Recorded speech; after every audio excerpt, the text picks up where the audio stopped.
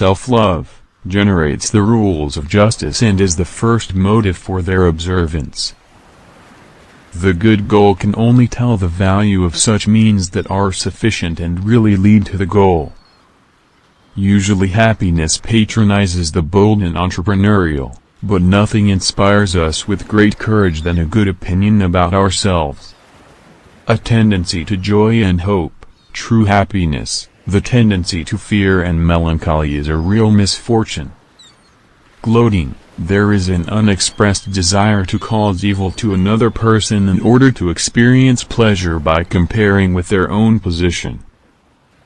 Love is nothing but the desire for happiness to another person. Nothing can be more commendable than self-esteem in those cases when we really have valuable qualities. People are not able to change their nature. It is difficult for a person who has been talking about himself for a long time to avoid vanity. The story, rejected by everyone in the place where he was first put into circulation, will be considered reliable at a distance of thousands of miles from there. There are no rumors that would arise as easily and spread as fast as rumors regarding weddings.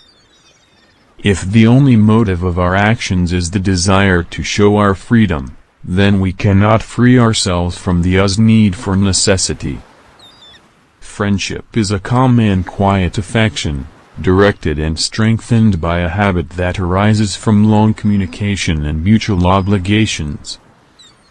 The actions themselves, if they do not stem from any constant principle, do not matter to morality.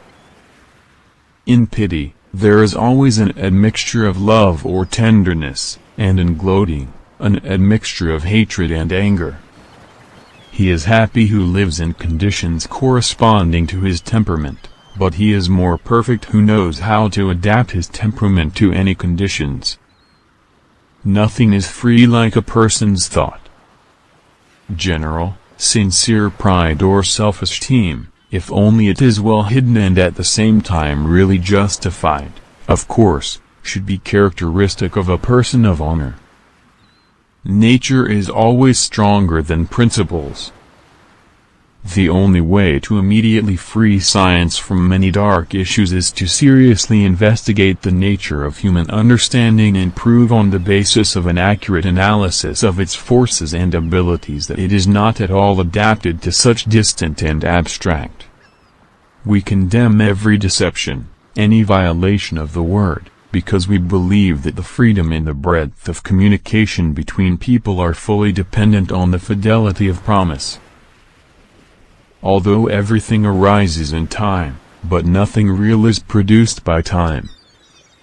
First of all, I am horrified and embarrassed by hopeless loneliness that my philosophical system does not doom me to. The most stringent morality allows us to feel pleasure with the thought of a generous act.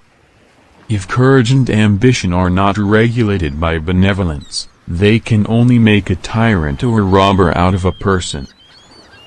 The effects of love and hatred are always accompanied by benevolence and anger,